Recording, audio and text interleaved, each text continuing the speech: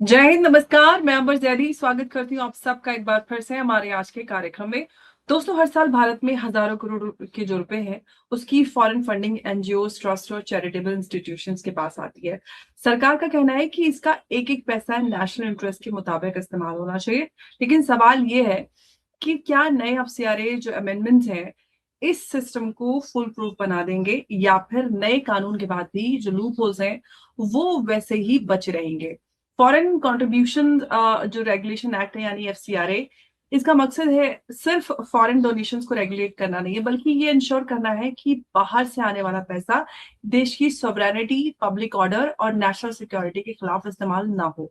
2026 के जो proposed legislative changes हैं उस पर नए रूल्स ने जो रजिस्ट्रेशन, रिपोर्टिंग और गवर्नेंस और गवर्नमेंट ओवरसाइट को और सख्त बनाया है। लेकिन इसी के साथ जो सिविल सोसाइटी और ऑपोजिशन ने जो एक्सेसिव स्टेट कंट्रोल और एनजीओ ऑटोनॉमी पर सवाल उठाए हैं उस पर भी हम चर्चा करेंगे। साथ ही अब हर एनजीओ को सिर्फ पैसा लेना नहीं, बल्कि उसका पर्पस, जियोग्राफी, रिपोर्टिंग और गवर्नेंस और भी ज्यादा डिटेल में जस्टिफाई करना होगा।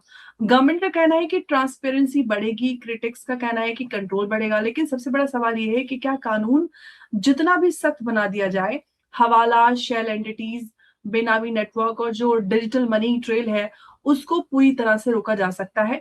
क्या एफसीआरए अमेंडमेंट जो है वो नेशनल सिक्योरिटी का मजबूत शील्ड है, या फिर ऑनेस्ट जो एनजीओज हैं उनके लिए कंप्लायंस का बोझ और ज्यादा बढ़ जाएगा? और अगर किसी एनजीओ का रजिस्ट्रेशन कैंसिल होता है तो उसकी जो एसेट्स और जो फॉरेन फंडिंग का कंट्रोल सरकार के पास जाना चाहिए, या फिर इंडिपेंडेंट जुडिशियल ओवरसाइट के तहत?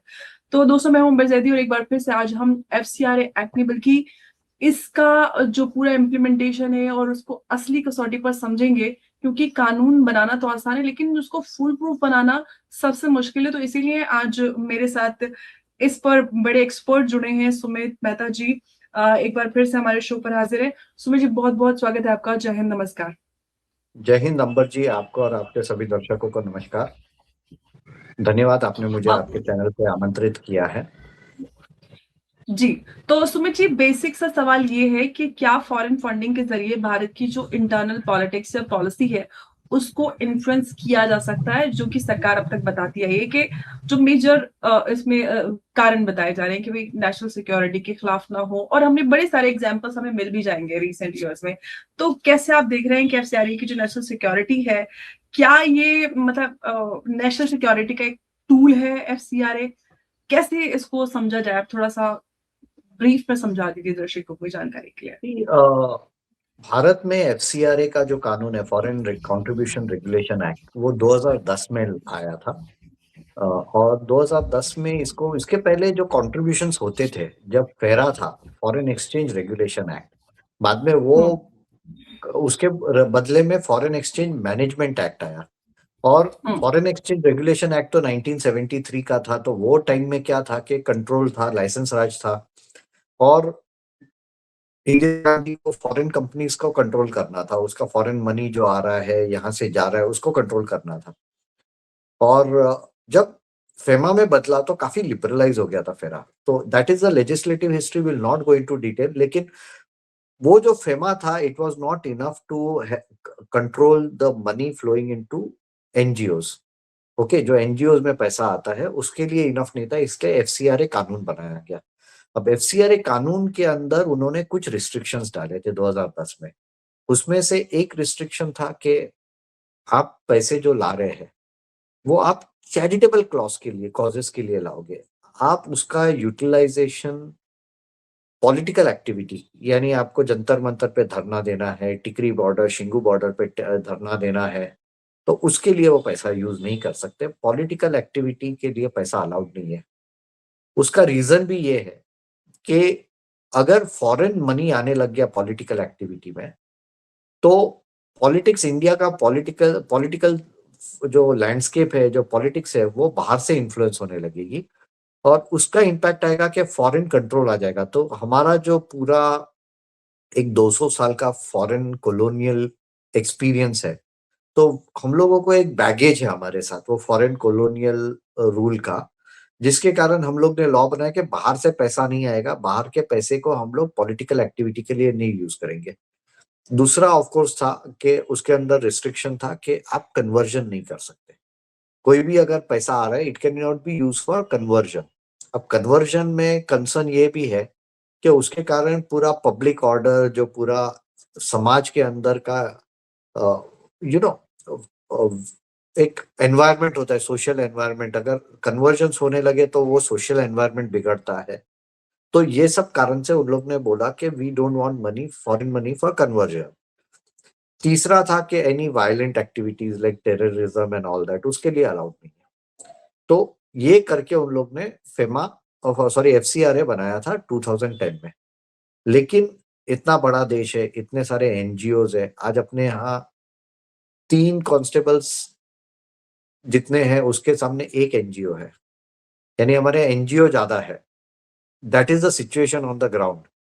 तो इसके अंदर पैसा भी उतना ही भर भर के आता था, पैसा यूज भी हो रहा था। जैसे आपको एक एग्जांपल दूं तो कुडानकुलम न्यूक्लियर रिएक्टर के अगेंस्ट में पूरा प्रोटेस्ट हुआ था। ये तो सोनिया गांधी की गवर्नमेंट, यूपीए गवर्नमेंट के टाइम में ही था। शायद उनको तब पता चला होता 2013, लेकिन 2013 का टाइम भी नहीं था कि उन लोग अमेंडमेंट्स कर सके। लेकिन उन लोग को समझ में आ गया कि foreign money is use for political purpose. और रीजन क्या था? क्योंकि न्यूक्लियर डील साइन करने के बाद अमेरिका के साथ, हम लोग ने अमेरिका से न्यूक्लियर रिएक्टर नहीं लिया, यानी वेस्टिंग हाउस का नहीं लिया, हम लोग ने किसका लिया? तो रशिया का लिया। तो उसको रोकने के लिए अमेरिका ने पैसा भेजा। और वो पैसा किसके थ्रू भेजा? तो यहाँ तीन टुटिकोरिन में 3 क्रिश्चियन चर्च ऑर्गेनाइजेशंस थे, उसके थ्रू पैसा यूज किया इन दिस। तो अभी तक का जो कानून था वो पैसा कहाँ से आ सकता है, जो इनफ्लो था उसको ही कंट्रोल कर रहा था। जबकि आप देखेंगे तो अगर आप आधे दुनिया के आधे देश देखे जहां इस तरह के कानून है, वहां उन लोग इनफ्लो पे कंट्रोल करते हैं, आउटफ्लो पे कंट्रोल नहीं करते। यानी पैसा एक बार देश में आ गया, बाद में वो कहीं भी घूम सकता है। अमेरिका एक ऐसा देश है, रशिया एक ऐसा देश है, हंगरी एक ऐसा देश है कि जो इनफ्लो के साथ आउटफ्लो को भी कंट्रोल करता है। उसमें अमेरिका का सबसे अच्छा है। रशिया ने इनफ्लो पे बहुत अच्छा काम किया है कि उसने अनडिजायर्ड पर्सन कर दिया कि आप एक्सेप्टेड नहीं हो। सेम हंगरी ने किया, और हंगरी ने तो बहुत अच्छा, उसका जो पहले प्रेसिडेंट था विक्टर ऑर्बान करके, उसने खुद के ही गुरु, यानी वो सोरोस के ओपन सोसाइटी फाउंडेशन के स्कॉलरशिप पे लंदन गया, पढ़ाई किया। यहाँ आके वो जब गवर्नमेंट बनाया तो सोरोस को लगा होगा मेरा ही बच्चा है, लेकिन उसने सबसे पहले सोरोस को ही बैन कर दिया कि सोरोस आ नहीं सकता, सोरोस का पैसा आ नहीं सकता। अमेरिका में रूल था कि आप दोनों तरफ, यानी आने पे तो कंट्रोल है ही, लेकिन अंदर किस तरह से यूज होता है पैसा, उसके ऊपर भी कंट्रोल रखा। अब भारत में हम लोग ने देखा है पूरा जो शिंगू बॉर्डर, टिकरी बॉर्डर पे फार्मर प्रोटेस्ट हुआ था। उसके बाद में जिस तरह से पीएफआई का एक्टिविटी हो रहा था, जिस तरह से पैसे आ रहे थे देश में, तो there was a need to tighten the control. तो टाइटन कैसे करेंगे? तो सबसे पहले के डोनर कौन है? टू गिव एन एग्जांपल, अब जॉर्ज सोरोस ने तो पहले ही बोल दिया था कि वो $1 बिलियन लगाने वाला है to control, to stop the rise of fascism and nationalism in India, Modi के अगेंस्ट में। तो $100 करोड़, यानी आज के तारीख में रफली 9,500 करोड़ रुपए वो लगाने वाला था। 9,500 करोड़ रुपया, यानी तब तो 7,500 करोड़ था। 7,500 करोड़ वो लगाने वाला है, तो बाहर से ही आने वाले हैं। और ये अगर वो ऑफिशियली बोल रहा है तो एक्चुअल अमाउंट तो बहुत ज्यादा होगा। तो इसके ऊपर पहले ही प्रावधान लाया गवर्नमेंट ने कि आप जो भी पैसा है, आपने सिर्फ एसबीआई के एफसीआरए ब्रांच में ही पैसा डालना है, उसके अलावा कहीं आप नहीं डाल सकोगे। यानी पता तो चले कि भैया क्या है। तो इसके ऊपर बहुत अपोजिशन हुआ, हम वहाँ अकाउंट नहीं ओपन कर सकते, ऐसा वैसा। हाँ, एफसीआरए बहुत ही सख्त कानून है, उसमें कोई ना नहीं है, लेकिन हम कर ही नहीं सकते, ऐसा वैसा बहुत सारे बहानेबाजी हुए, बहुत आउटरीच हुआ। उसका रीजन भी था, क्योंकि अगर से मैं एनजीओ हूँ, मेरा पैसा एक ही ब्रांच में आ रहा है और सब एनजीओ के पैसे एक ही ब्रांच में आ रहे हैं, तो शाम को पता चलेगा कि कहाँ से कितना पैसा आ रहा है। सिर्फ एक एक्सेल शीट ही निकालनी है रिपोर्ट की कि आज इसने इधर पैसे दिए, 2 दिन के बाद मुझे बाहर से किसी ने दिए, जो आज आपको दिए 2 दिन के बाद मुझे देगा, तो भी रिफ्लेक्ट हो जाएगा। तो technically ministry of home affairs, जिसके अंडर में एफसीआरए डिवीजन है, उसको ऑटोमेटिकली पता चलेगा कि कौन पैसे लगा रहा है देश में। तो उसके ऊपर बहुत धमाल हुई, उसके अंदर प्रोग्रेस उतना नहीं हुआ। अब गवर्नमेंट ने थोड़ा चेंज कर दिया है। उसने क्या बोला है कि अब आपने इसके अंदर क्या करना है, आपने डोनर्स के नाम डिस्क्लोज करने हैं, आपको डोनर के डिटेल्स देने पड़ेंगे। तो this is going to be कि आपको टेक्निकली अब इस ऑफ कोर्स एक है कि अब नई वेबसाइट भी लाए है, क्योंकि अगर जो भी फाइलिंग होंगे कि डोनर कौन है, डोनर का नाम क्या है, तो वहां शायद कोई एल्गो रहेगा, कोई सिस्टम के अंदर रहेगा सॉफ्टवेयर में कि एक ही डोनर का जो नाम रहेगा वो सबको यानी पता चल जाए कि कितने कितने एनजीओ को उसने कितने कितना पैसा दिया है। So that is one.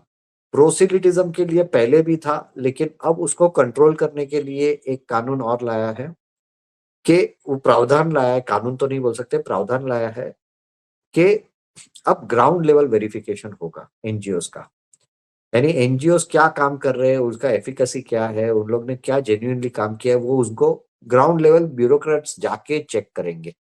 So that is a very big move, क्योंकि उससे लोगों में डर बैठेगा एनजीओ में कि अगर उन लोग कुछ अलग काम, जैसे नक्सल्स को फंडिंग कर रहे हैं, तो नक्सल्स को फंडिंग करने वाले एनजीओ में अगर ग्राउंड लेवल पे वेरिफिकेशन हुआ और पता चला कि तुमने तो क्या दिखाएंगे हिसाब, हिसाब दिखाएंगे कि हम लोग काम कर रहे हैं गरीबों के लिए, हम लोग उनको खाना खिला रहे हैं। बाद में पता चलेगा कि खाना खिलाने के बदले वो पैसा तो नक्सल्स को दिया जा रहा है, जिससे उन लोग आर्म्स और अम्यूनिशन खरीद सके। ऑफ कोर्स अभी गृह मंत्री जी ने अपने नक्सलिज्म को वर्चुअली खत्म ही कर दिया है, लेकिन ये टैब से आगे भी पैसा नहीं आएगा। तीसरा इसके अंदर है कि आपको रिपोर्ट्स देने पड़ेंगे, आपको अकाउंटिंग बराबर रखना पड़ेगा। तो this is something which is going to be very difficult. तो धीरे-धीरे ये सब शिकंजा कस रहे हैं, प्रोसेलिटिज्म भी रुक जाएगा, क्योंकि वहाँ एक बार ग्राउंड लेवल पे जाए, उन लोग को पता चला कि भैया क्या है, क्या नहीं है, तो उन लोग को पता चलेगा ये काम नहीं कर रहे हैं। आपको एक एग्जांपल देता हूँ। एक एनजीओ ने एक स्टेट में कोविड के टाइम में पैसे ट्रांसफर किए थे। एक एनजीओ एक स्टेट में, उसको बाहर से पैसा आया था। उन लोग ने बताया कि हम लोगों को ये पैसा आया है सेक्स वर्कर्स को लाइवलीहुड प्रोवाइड करने के लिए ड्यूरिंग पैंडेमिक, क्योंकि पैंडेमिक के कारण उनकी लाइफ काफी अफेक्ट हो गई थी। और वो पैसा कहाँ गया? एक पर्टिकुलर पॉलिटिकल पार्टी के कैडर को पेमेंट गया। अब ये जब ग्राउंड लेवल पे वेरिफिकेशन होगा, जब एमएचए के लोग आएंगे या इन्वेस्टिगेटिव एजेंसीज, शायद उन लोगों को पूरा नया टीम भी रखना पड़े, तब उनको पता चलेगा कि भैया ये पैसा तो प्रोस्टिट्यूट्स को नहीं दिया जा रहा है, ये तो कोई पॉलिटिकल पार्टी के कैडर को दिया जा रहा है। तो that is how they are going to Titan. दूसरा, आपको 1 लाख के ऊपर का पूरा payment has to be done by cheque. So that is a very good कि रोकड़े में काम कम होगा, तो ऑडिट इजी हो जाएगा, क्योंकि रोकड़े में लीकेजेस बहुत होते हैं। मैं दिखा दूंगा कि मैंने अंबर जी को पैसे दिए, लेकिन एक्चुअली अंबर जी को पैसे नहीं दिए होंगे, किसी और को पैसे दिए होंगे। सो that is one very good provision. बाद में एनजीओ जिसके पास लाइसेंस है लेकिन डोरमेंट है, उन लोगों को बंद करने का काम चालू हो गया है कि that licences will be cancelled. अगर आपके पास लाइसेंस है और आप काम नहीं कर रहे हैं, तो आपका लाइसेंस कैंसिल कर दिया जाएगा। और उसके पीछे रीजन है। अब जैसे I give you an example. एक ये बहुत ही फेमस पर्सनालिटी है, लॉयर है, उसका भी एफसीआरए का प्रॉब्लम्स हो गए थे, लाइसेंस कैंसिल हुआ। उसका जो टीम है वो अब दूसरे एनजीओ में बैठा है। ओके, तो क्या होता है कि मेरे पास है, जैसे आपकी गाड़ी है, आप अकेले जाते हैं, आप या फिर आपके घर पे पड़ी है, मैं बोलूंगा मुझे जाना है, तो आप बोलोगे मेरी गाड़ी लेके जाओ, सिर्फ पेट्रोल भरा दियो। ये उस तरह से इसको कन्वीनियंस के लिए हम लोग चार्टर्ड अकाउंटेंट्स इसको एंट्री बोलते हैं कि एंट्री घुमा दो मेरे एनजीओ के थ्रू। तो ये अब बंद कर दिया। So you have to be a very active NGO to retain your FCRA licence. Actually ये पहले से ही क्लॉज था कि एफसीआरए के लाइसेंस लेने के वक्त 3 साल के आपको बैलेंस शीट फिनेंशियल्स देने पड़ते थे, इनकम एंड एक्सपेंस, तो ही आपको एफसीआरए मिलेगा। लेकिन उसके अंदर एक प्रावधान लाया गया था, प्रोविजनल रजिस्ट्रेशन, यानी आपने कुछ नहीं किया लेकिन प्रोविजनल रजिस्ट्रेशन लेके बैठ जाओ। अब वो प्रोविजनल रजिस्ट्रेशन के नाम पे बहुत लोगों ने रजिस्ट्रेशन ले लिया, बाहर से पैसे ले लिए, और उसके बाद में कहाँ यूज कर रहे हैं, या फिर पैसे नहीं भी लिए, रजिस्ट्रेशन लेके बैठ गए कि जब कोई आएगा तो मैं उसको मेरा लाइसेंस दूंगा, मैं अपना कमीशन ले लूंगा। यानी अगर उसको 10 करोड़ आने वाले हैं, मैं बोलूंगा मेरा 5% कमीशन रहेगा, 5% आप मुझे दो। हाँ, यानी 10 करोड़ में से 50 लाख और 9.5 करोड़ आप अपने खर्चे इसमें से मैनेज कर लो। हाँ, यानी मैं कुछ नहीं करके भी 50 लाख रुपया कमा लूंगा, just by having a NGO. और मेरा खर्चा कितना है एक लाइसेंस मैनेज करने का, रिटर्न फाइलिंग का, 1 लाख रुपए के ऊपर नहीं है, अगर मैं कुछ काम नहीं करता हूँ तो। अगर काम करता हूँ तो थोड़ा बढ़ जाएगा। सो ये भी बंद करा रहे कि आपका अगर डॉर्मेंट है तो आप वो लाइसेंस कैंसिल हो जाएगा।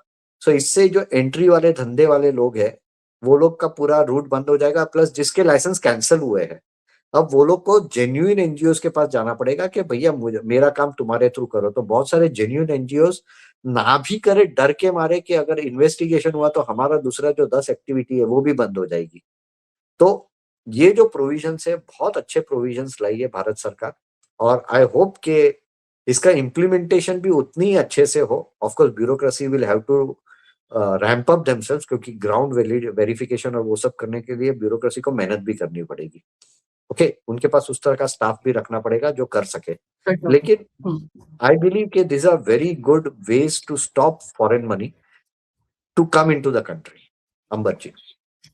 बिल्कुल। तो सबसे बड़ी बात यही है कि अमेंडमेंट्स तो आ गए हैं, लेकिन जिसको लेकर चर्चाएं भी हो रही हैं, विपक्ष में भी काफी बेचैनी है, और हमने देखा भी है कि कुछ सालों में ये जो लूप होल्स हैं, जो एफसीआरए अमेंडमेंट्स, जो एफसीआरए एक्ट रहा उसके अंतर्गत जो फंडिंग हमारे देश में आई, और ऑफ कोर्स ये कांग्रेस ने ये कानून लाया था एफसीआरए का, और उसके बाद जो कुछ देश में हुआ वो हमारे सामने। लेकिन सुमित जी, सबसे बड़ा सवाल ये है कि नए अमेंडमेंट जो है वो ट्रांसपेरेंसी बढ़ाएंगे, या फिर ये कि सिर्फ कंप्लायंस का जो पेपर वर्क है वही बनकर रह जाएगा? कितना आपको लग रहा है ये कितना फुल प्रूफ है? सी, ओपन सोसाइटीज जैसे भारत है, वेस्टर्न यूरोप है, अमेरिका है, वहां फुल प्रूफ कुछ नहीं होता, क्योंकि लूपहोल्स बनने ही वाले हैं। कानून आप बनाओगे तो लूपहोल्स बनते हैं। चार्टर्ड जी। अकाउंटेंसी लॉयर्स उसमें है कि loopholes are made faster than making a law. आप कानून बनाओ उससे फटाफट लूपहोल्स बन जाते हैं। बाबू नहीं, वो बेचारा तो वहां है, बैठ के। लेकिन सबसे बड़ी बात ये है ना कि भारत में हमने देखा है कि जो फंडिंग आई है फॉरेन फंडिंग, वो एंटी इंडिया एक्टिविटीज के लिए ज्यादा उसका इस्तेमाल हुआ है, जिससे कन्वर्जन है, इलेक्शंस और सरकारों को पलटना और उसको इन्फ्लुएंस करना। इलेक्शंस में हमने देखा पिछले जो जनरल इलेक्शन हुए उसमें भी बड़ा इस्तेमाल हुआ। तो जो भारत की नेशनल सिक्योरिटी, जो कि सरकार का कंसर्न भी है, उसके लिए बड़ा खतरा है।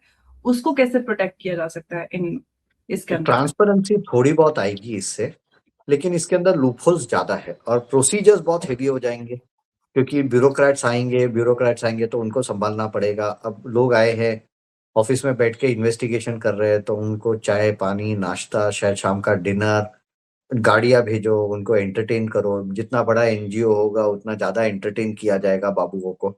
ओके, तो वो सब रहेगा ही, तो उसमें हेडेक भी बढ़ेगा। अब इन लोग किस तरह के पेपर वर्क और बढ़ाते हैं वी डोंट नो, लेकिन एनजीओ के ऊपर ऐसे भी इतना हेवी प्रेशर डाल दिया है, इनकम टैक्स में अलग, चैरिटी, अगर आपका ट्रस्ट है तो चैरिटी कमिश्नर का अलग।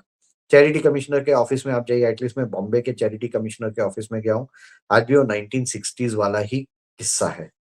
वहाँ वेबसाइट है, सब कुछ है, लेकिन आज भी 1960s में ही काम चल रहा है। फाइल नहीं मिलती, फाइल ढूंढनी पड़ती है, ये वो। अगर किसी ने सेक्शन 8 बनाया तो बहुत अच्छा है, सेक्शन 8 ऑफ कंपनीज एक्ट में बनाया तो बहुत ही स्ट्रक्चर्ड है, एवरीथिंग इज ऑनलाइन, आप भी उसकी डिटेल्स ढूंढ के निकाल सकेंगे।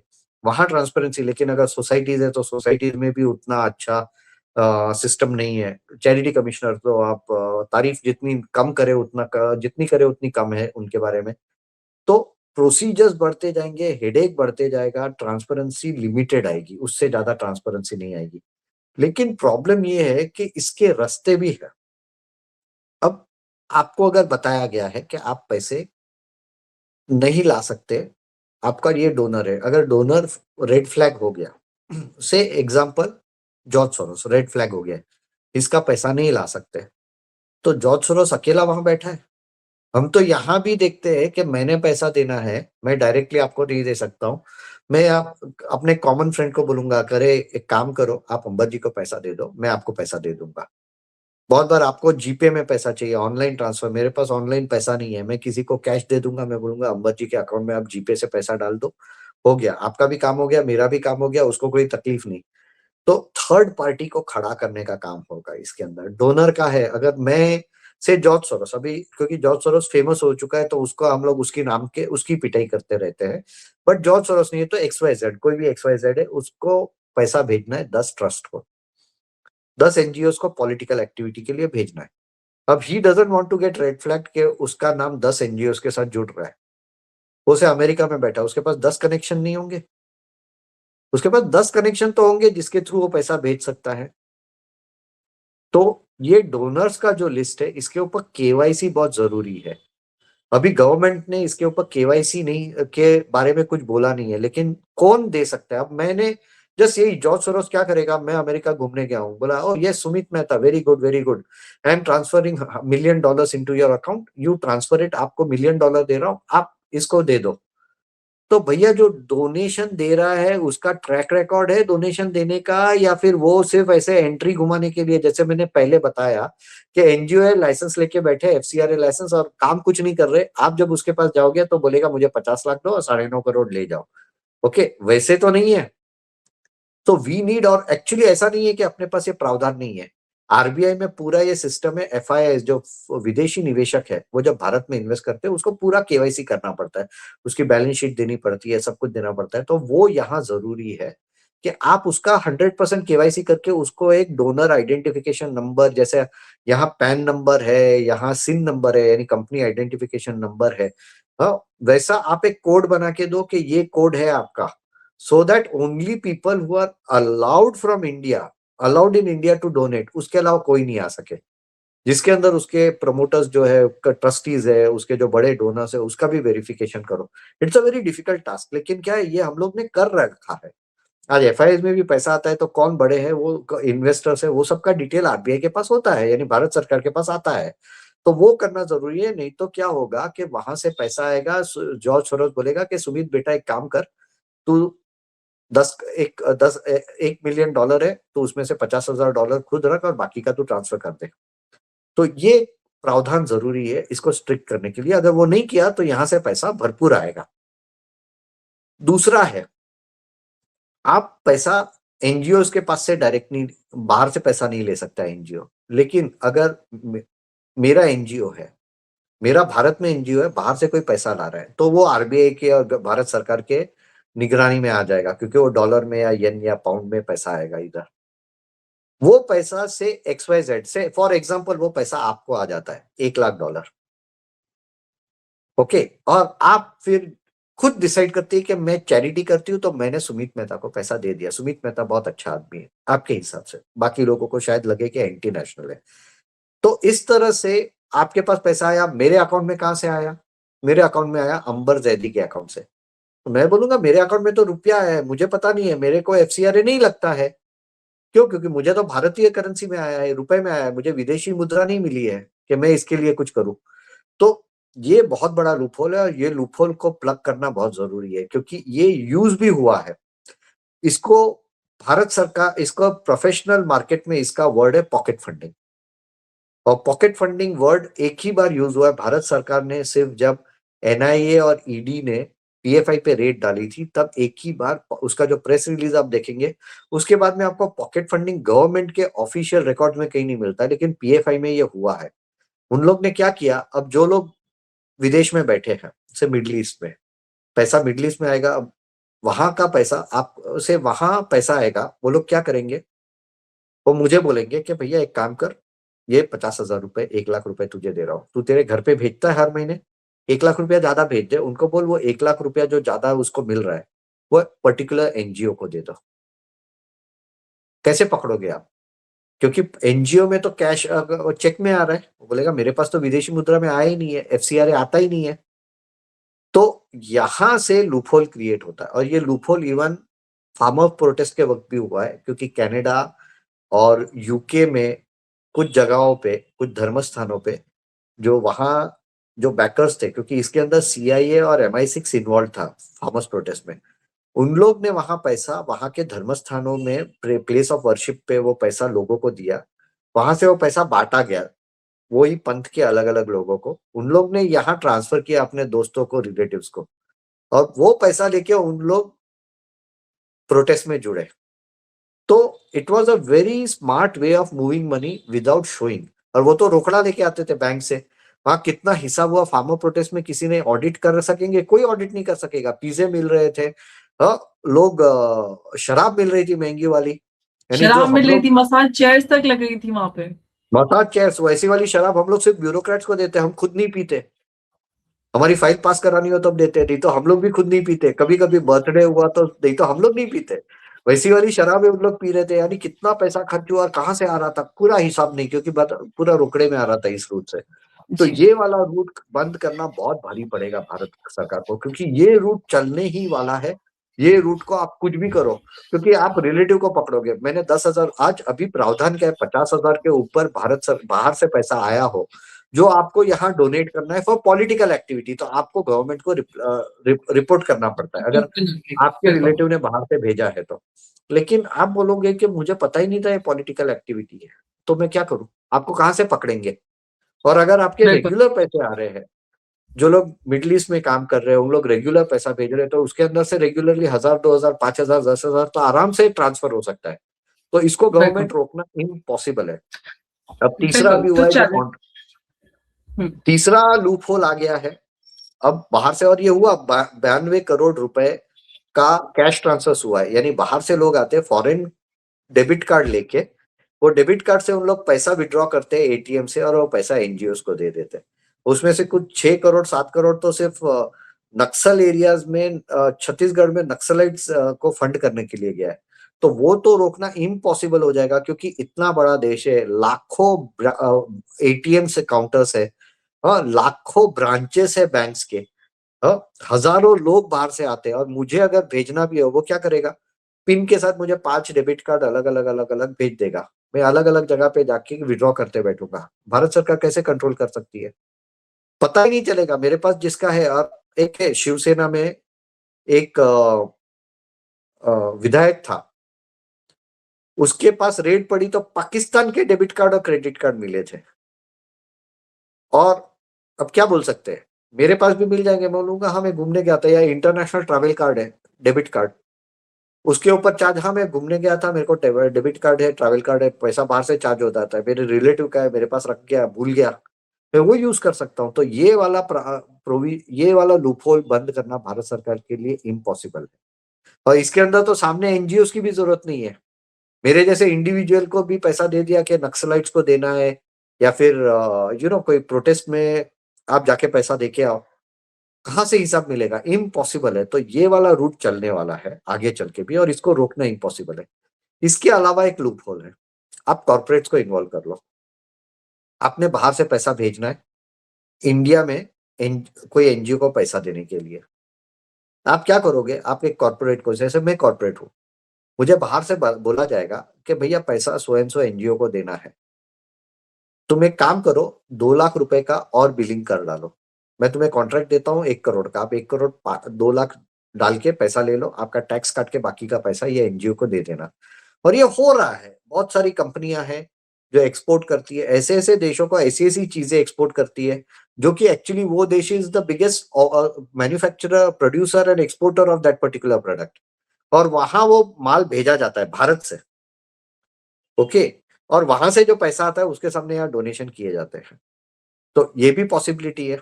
और उसके अंदर तो क्या है, आप ऑफिशियली दिखा दोगे, आप लिस्टेड कंपनी हो, कॉर्पोरेट हो, और आप दिखा दोगे कि भैया मैंने तो सीएसआर कर दिया, सीएसआर में मैंने पैसा एक एनजीओ को दे दिया। अब कितने सारे कॉर्पोरेट्स है जो पूरा वो फ्री मीडिया के नाम पे अलग अलग जो लेफ्टिस्ट पब्लिकेशंस को फंड कर रहे हैं, और हम्म, उसमें दिखाने के लिए कि वी आर न्यूट्रल, इवन एक आध राइट विंग पब्लिकेशन को भी फंड कर रहे हैं। लेकिन उसका मेजर बिल्कुल फंडिंग कहा जा रहा है लेफ्टिस्ट को। I don't need to take names, but आप और आपके दर्शक समझदार है, आपको पता चल गया है मैं बिल्कुल किसकी बात कर रहा हूँ। तो इस तरह से भी पैसा आएगा, ओवर बिलिंग होता है, ये भी होगा। और एक लूप होल है, मैं एनजीओ का सीईओ हूँ या मेन ट्रस्टी हूँ, और मेरा एनजीओ से नक्सलाइट एक्टिविटीज में, लेकिन मुझे बोलेंगे वहां एक प्रेजेंटेशन, रिसर्च पेपर प्रेजेंट करना है on the human rights in Naxal areas. मुझे बोलेंगे कि तुम्हें पैसा दिया जाएगा, तो मुझे 10 लाख रुपए देंगे से, हाइपोथेटिकली, ओके। मैंने वो 10 लाख पे मैंने यहाँ टैक्स बैक्स काट के जितना पैसा आएगा, मेरा जो एंट्री का पैसा है वो सब लेके, और मैं जाऊंगा अमेरिका। अमेरिका में जाके मैं प्रेजेंटेशन करूंगा। प्रेजेंटेशन तो नाम का है, थोड़ा बहुत ये वो घुमा के आएंगे, उन लोग ही प्लेन का खर्चा करेंगे, उन लोग ही रहने का खर्चा करेंगे। मैं वापस आऊंगा, मेरे पास वो पैसे है, मैं उसमें से मेरा कमीशन काट के, टैक्स काट के बाकी का पैसा मेरे ही एनजीओ को दूंगा, और मेरा एनजीओ वो वहां नक्सलाइट मूवमेंट के लिए यूज करेगा। अब ये बहुत ही डेंजरस है, क्योंकि हमारा अभी तक प्रावधान नहीं है कि जो ट्रस्टीज है उसका पैसा अगर आता है या ट्रस्टीज को पैसा मिलता है जो वो लोग यहाँ ट्रांसफर करते हैं, तो उसको भी एफसीआरए के नेट में लेना जरूरी है। ये वाली बात अभी तक दिखाई नहीं दे रही है, तो ये बहुत जरूरी है। ट्रस्टीज के रिलेटिव्स, सीईओ के रिलेटिव्स, उसके बिजनेस जी, एसोसिएट्स, ये सबको भी नेट में लेना जरूरी है, सो दैट वो सबको, उसके पास कोई पैसा भेजे तो वो एटलीस्ट उतना रडार रास्ता पे फिर रखा जा सके, ऑफ कोर्स। रडार हम्म। में आ जा सकते हैं। So this hmm. Is one area. अब दूसरा बिजनेस है, जो मैंने आपको कॉर्पोरेट्स का बोला। अब मैं फिल्म बना रहा हूँ, मेरी फिल्म इंडिया में चलेगी ही नहीं, लेकिन कोई विदेश में मेरी फिल्म बहुत अच्छी चल जाएगी, 1000 करोड़, 2000 करोड़, 5000 करोड़ हाँ, मिल वो जाएंगे हमने मेरे। ऐसे वो भी बड़े सारे एग्जांपल्स देखे। Exactly exactly। अब वो पैसा मेरे पास आएगा और ऐसे देश में रिलीज होगी जहां कोई अकाउंटेबिलिटी नहीं है, जहां ट्रांसपेरेंसी नहीं है, जी। पता नहीं कितने स्क्रीन पे लगा है। वो पैसा आएगा, वो पैसा यहाँ आएगा तो मुझे बोल दिया जाएगा कि ये पैसा आपने ये जगह पे देना है, और वहां जी। से वो यूज हो जाएगा। कोई पॉलिटिकल एक्टिविटी के लिए, कोई प्रोटेस्ट के लिए, कोई कंपनी को बंद कराना हो, तो वहां बिल्कुल। मैन्युफैक्चरिंग बंद कराना हो, तो वो सब के लिए यूज हो सकता है। तो इस तरह से लूपहोल्स है जिसको अभी भी बहुत प्लग सारे। करना इम्पॉसिबल है। तो एफसीआरए टाइटन किया है गवर्नमेंट ने, भारत सरकार ने बहुत अच्छा काम किया है, लेकिन इसके अंदर उसने रास्ते बहुत लूपहोल्स बना के अभी भी अभी बहुत भी है, सारे हैं। जी। जिससे वो काम किया जा सकता है। बिल्कुल, तो दोस्तों हर देश को अपनी सॉवरेनिटी और नेशनल सिक्योरिटी की रक्षा का अधिकार है। इसीलिए फॉरेन फंडिंग पर रेगुलेशन किसी भी डेमोक्रेसी में अनयूजुअल बात नहीं, लेकिन एक मजबूत डेमोक्रेसी की पहचान सिर्फ सख्त कानून नहीं बल्कि फेयर इम्प्लीमेंटेशन भी होती है। अगर कानून जेन्युइन है, चैरिटेबल वर्क को प्रोटेक्ट करे और मिसयूज को रोक दे, तो तभी इसको सफल भी कहा जा सकता है। एफसीआर अमेंडमेंट ट्रांसपेरेंसी को मजबूत करने की कोशिश जरूर करते हैं, लेकिन ये कहना कि ये जो कानून है पूरी तरह से फुल प्रूफ है, प्रैक्टिकल नहीं होगा, क्योंकि क्रिमिनल इंटेंट अक्सर नए तरीके ढूंढ लेती है, जिस तरीकों की बात यहाँ पर हमने आज चर्चा भी की। इसलिए technology, intelligence sharing, financial surveillance और इंडिपेंडेंट ओवरसाइट भी उतनी ही जरूरी है जितना कानून खुद। अब असली सवाल ये नहीं है कि एफएसआरए कितना सख्त होगा, असली सवाल ये है कि क्या इसका इम्प्लीमेंटेशन इम्पार्शियल होगा, ट्रांसपेरेंट और इफेक्टिव होगा, क्योंकि कानून की जो असली ताकत है उसके शब्दों में नहीं बल्कि उसके पूरी तरह से इंसाफ होना चाहिए इम्प्लीमेंटेशन में। और दोस्तों एक बार फिर से हम इस चर्चा में हमने चर्चा की कि किस तरह से लोकतंत्र में अकाउंटेबिलिटी और आजादी दोनों ही अपनी जगह पर है, लेकिन चुनौती हमेशा इन दोनों के बीच जो सही संतुलन है वो बनाए रखने में होती है। सुमित जी, आपका बहुत धन्यवाद इस चर्चा में हमारे साथ मौजूद रहने के लिए, और आपने इतने अहम पॉइंट साझा किए। बहुत बहुत धन्यवाद आपका। नमस्कार, जय हिंद, जय धन्यवाद भारत। आपको, अंबर जी, और आपके सभी दर्शकों को धन्यवाद। धन्यवाद। जय हिंद, जय भारत।